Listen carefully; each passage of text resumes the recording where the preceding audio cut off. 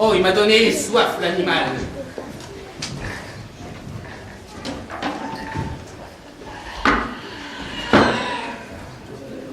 Ça me fera mieux de bien un coup de pied dans le cul, ça revient. Émile!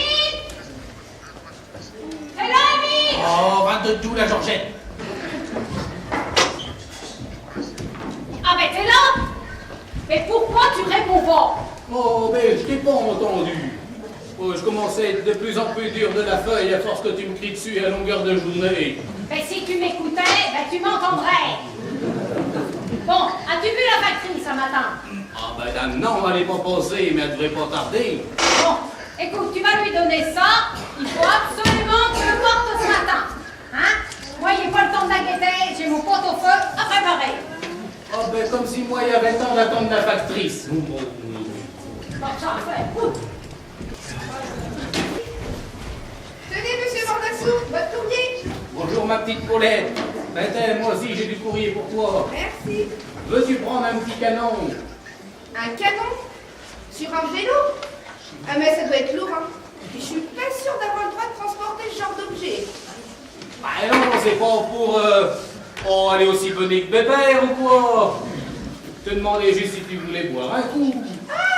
Ah oui, je veux bien. Il fait lourd, le temps est à l'orage.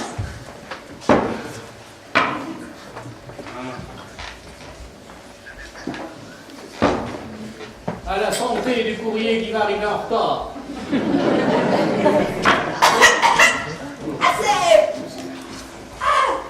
C'est pas... c'est plutôt... Ah ben c'est bon, hein.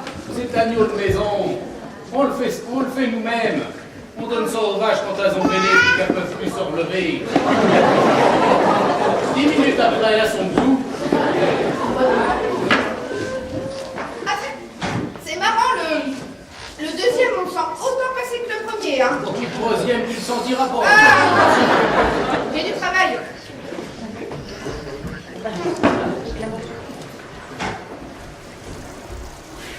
Au fait, Bébert n'est pas là? Ah madame, non, pourquoi elle a des courriers? Non, non, je vais le voir. Je crois que je suis amoureuse. Laissez-moi me présenter, cher monsieur. Arsène de la Tour, écrivain très connu.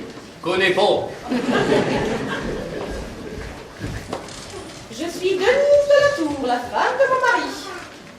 Oh, pas des mains de travailleuses, ça, des mains de feignants. Et voici notre fille, Rosalie. Oh, pas mieux que sa mère. Mais qu'est-ce que c'est que ça? Qu'y a-t-il, ma chérie? Je sais pas, j'ai quelque chose de collé à mon talon. Oh, c'est rien, ça, c'est juste un peu de chasse de boudé. Fais marcher un peu dans la paille, ça va partir.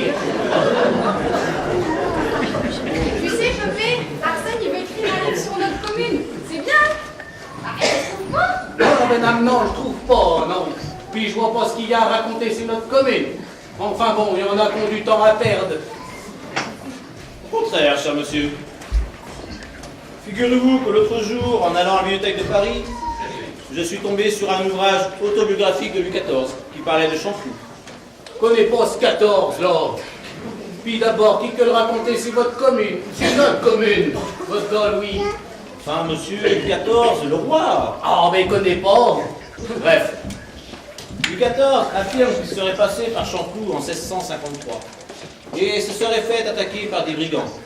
Et pour ne pas se faire dérober tout son bien, il aurait alors jeté un coffret en bois par la fenêtre du carrosse. Le coffret se serait enfoncé dans la vase à côté de la rivière. Et on ne l'aurait plus vu. Bah pourquoi qu'il a fait ça? Ça coûtait cher un coffret à cette époque? Enfin, quelqu'un d'un peu instruit, c'est que ce n'est pas le coffret qui est précieux, mais son contenu. Ah, d'accord. C'est comme les patates. C'est pour les épluchures qui sont bonnes, mettre dedans. Oui, la comparaison est surprenante et originale, mais c'est un peu ça. Bref. Il y avait quoi de si précieux dans ce coffret? Des pierres précieuses, des bijoux, des louis d'or, des diamants. Non, rien n'est mentionné sur le contenu du coffret. Mais pour qu'on l'envoie le jette, ça devait être très important. Et vous comptez le retrouver, ce coffret? Non, pas du tout. Je veux juste m'imprégner des lieux pour écrire mon prochain roman. C'est tout. D'ailleurs, savez-vous s'il existe un petit pont sur cette commune? Ah, madame, oui, on a rien, oui. Ah, et vous pouvez me dire où il se trouve? Mais dans le champ du petit pont. Et le champ du petit pont se trouve? Et derrière le champ du vieux puits. Et le champ du vieux puits? Et un coutil du champ de la mort. Et le champ de la mare? Oh, mais ça suffit, oui.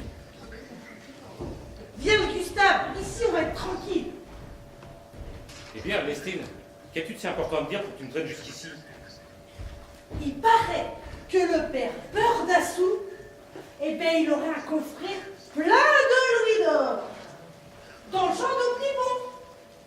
Et tu ne saurais pas. Ernestine, t'es sûre de ce que tu avances? Sûre et certaine. Apparemment, ce serait le Parisien qui l'aurait raconté à la femme des bouchers.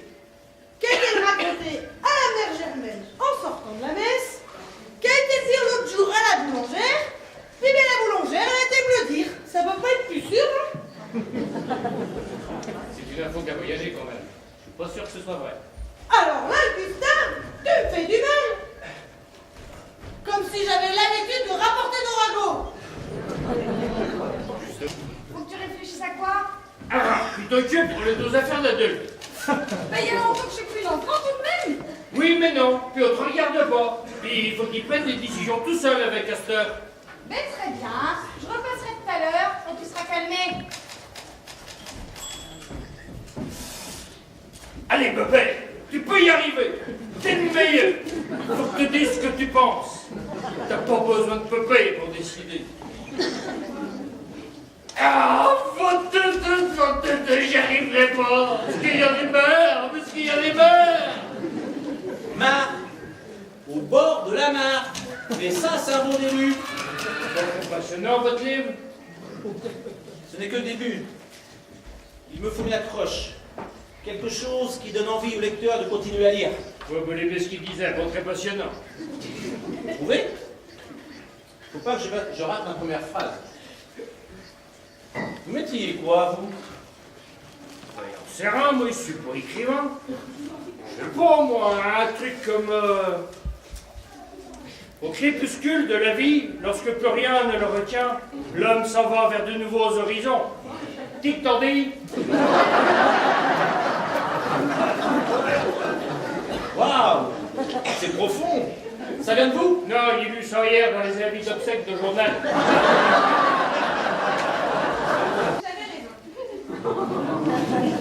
C'est bizarre. Vous me parlez de mes parents, mais je n'ai encore jamais rencontré les vôtres. Ah, vous êtes pas près de les voir. Ils sont partis. Oh, pour un voyage? Non. Mon père est mort pendant la guerre. Oh, excusez-moi, je n'avais pas compris. Je ne voulais pas vous rappeler de souvenirs douloureux. Oh, tracassez pas, il est quasiment pas connu. Il est mort au combat? Oui, il est mort en héros, sur le front, dans un combat acharné. Tu parles, ouais, il avait été réformé. Il faisait juste des livraisons d'alcool aux soldats. Ah, ça c'est sûr, il est mort au combat. Contre un tonneau de vin. Pareil qu'il avait bu jusqu'à être sous comme une balle.